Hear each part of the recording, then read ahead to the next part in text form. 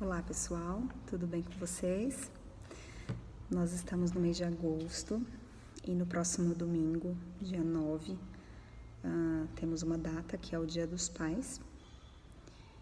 E nós temos alguns movimentos no país, né? Nas escolas, em algumas escolas e algumas instituições, que tem, em vez de celebrar, comemorar o Dia dos Pais especificamente, ou o Dia das Mães, essas instituições têm escolhido comemorar o Dia da Família, e por vários motivos, né? Apesar disso, tanto o Dia das Mães quanto o Dia dos Pais ainda é uma data lembrada e comemorada ou não por muitas famílias. E é uma data que agora, o Dia dos Pais, nos faz pensar muito, acaba trazendo algumas reflexões, inevitavelmente, sobre paternidade, sobre masculinidade. E é um pouquinho sobre isso que eu gostaria de falar hoje com vocês. E eu vou dividir esse assunto de paternidade em duas conversas, assim, que serão agora, mas duas partes, vamos dizer assim. Essa primeira parte, eu vou falar mais sobre a questão jurídica, burocrática. Como que é isso? Vamos falar primeiro de números, né? Um número específico que é, hoje no país nós temos mais de 5 milhões de crianças que, não só crianças, né? Que não possuem registro de pai na certidão, não tem nome do pai. E qual é o problema, né? O problema é que esse número assustador, ele nos mostra uma realidade do nosso país muito dura, de muitas mulheres, de muitas mães solo que criam seus filhos sem o apoio, tanto financeiro quanto afetivo dos pais, né? Do pai da criança. E a sobrecarga que isso gera para essas mulheres, né? Essas mulheres chefes de família. Além da sobrecarga de trabalho dentro de casa, as outras dificuldades que isso acaba trazendo, né? Para a vida pessoal, para a vida profissional, tá? Então isso é um problema, é um número que nos traz muitos problemas e precisa ser pensado. Por conta disso, nós temos um programa no país muito bacana, que está implantado desde 2010, que é o programa Pai Presente. E no programa Pai Presente, tanto a mãe de criança ou adolescente menor de 18 anos, quanto o próprio filho maior de 18 anos, podem se dirigir ao cartório de registro civil da cidade em que mora e solicitar reconhecimento de paternidade. Então, eu vou lá com o nome desse suposto pai, né? E eu solicito esse reconhecimento de paternidade. Esse caso será direcionado para o juiz da cidade e as providências serão tomadas para que ver se consegue entrar em contato com esse pai, encontrá-lo, né? Para esse reconhecimento. Então, isso é possível hoje, desde 2010, o que tem auxiliado, ajudado muitas famílias a encontrarem os genitores, né? E acrescentarem esse nome nas certidões, além das providências jurídicas depois disso. E é legal também dizer que o caminho contrário também é válido, tá? Então, o pai que gostaria de reconhecer o filho, mas que por algum motivo lá atrás não pôde fazer isso, ele também pode ir até o cartório e solicitar esse reconhecimento de paternidade espontânea, o que é muito bacana, né? Então, esse é um lado que eu gostaria de compartilhar com vocês. E o outro lado é uma outra reflexão que eu faço.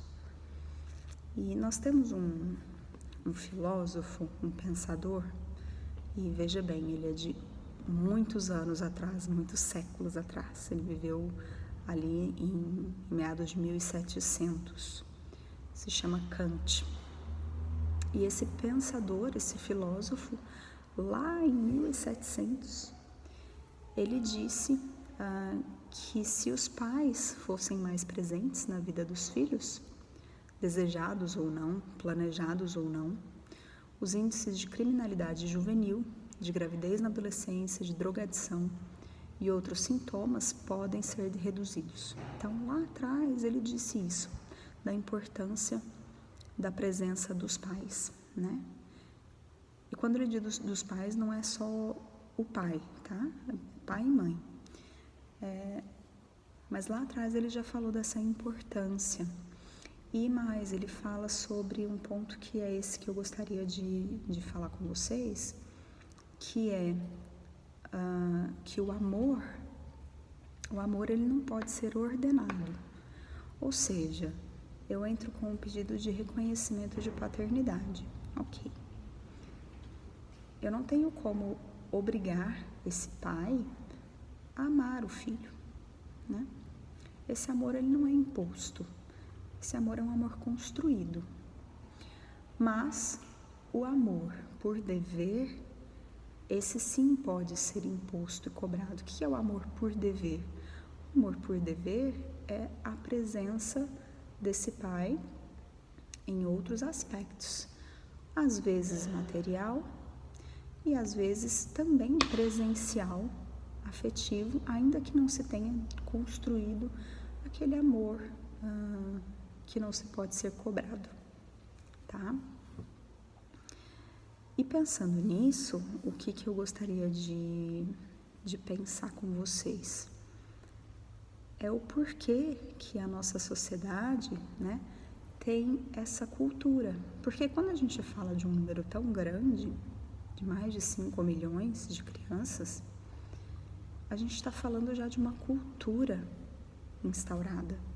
O nosso país tem uma cultura de abandono afetivo por parte dos pais. Isso é muito comum, né? Quantas mulheres você conhece que chefiam, que criam crianças, filhos sozinha, que o pai não está presente, que o pai às vezes não reconheceu, ou que o pai apenas paga a pensão, mas não comparece de forma alguma em outros tipos de presença, né? Eu conheço várias e aposto que quem estiver assistindo também conhece pelo menos uma. Isso é uma cultura, isso é cultural no nosso país. E por que isso é cultural no nosso país, né? Esse é o meu convite para reflexão. O quanto isso é importante ser falado com os homens, com o público masculino. São assuntos, né, que muitas vezes são muito levados para a mulher. Nós, mulheres, a gente acaba discutindo muito isso.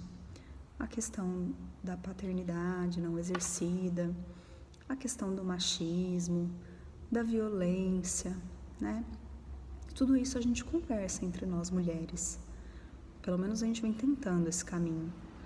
E com os homens, isso não é conversado, ou é pouco conversado, né? Nossa cultura é uma cultura muito machista, e o homem ele não é ensinado a falar sobre si, a falar sobre as próprias emoções. Isso é cultural. Então, o fato de nós termos tantos abandonos afetivos por parte de pai não é mero acaso, não é uma coincidência.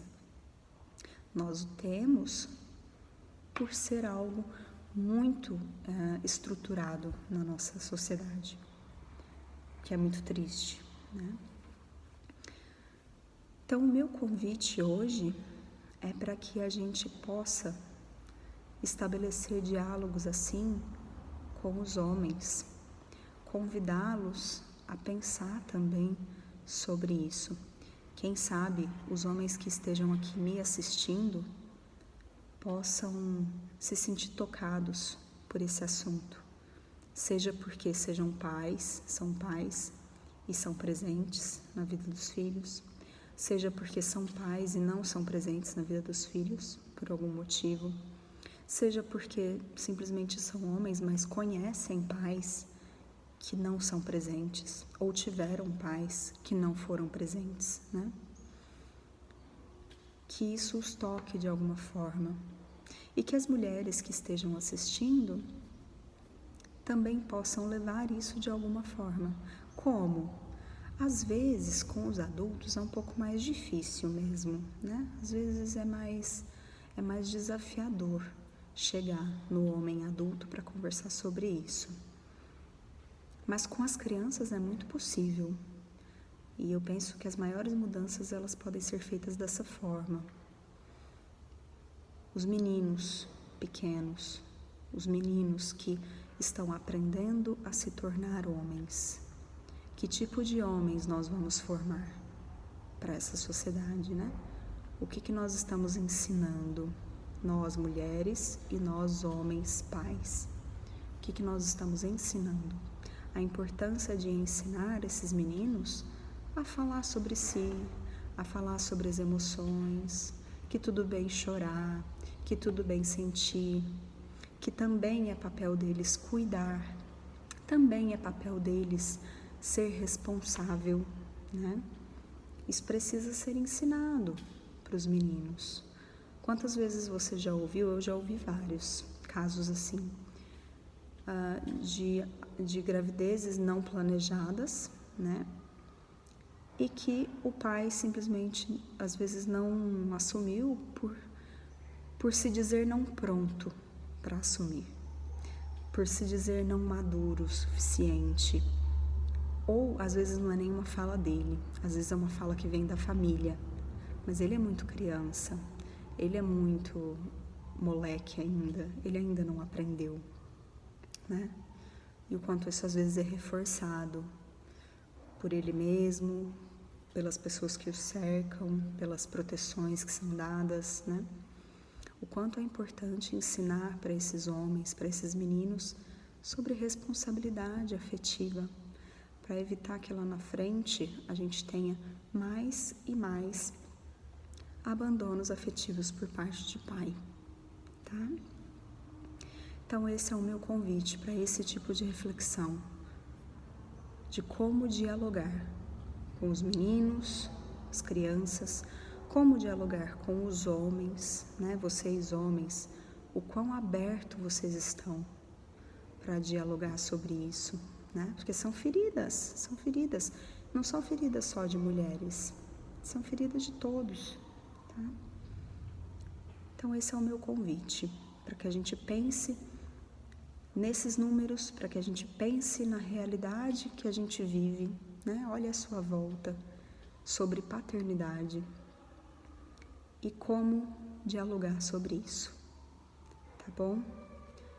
Esse é o meu convite de hoje e desejo a todos um ótimo fim de semana, uma boa semana e uma boa reflexão. Um abraço.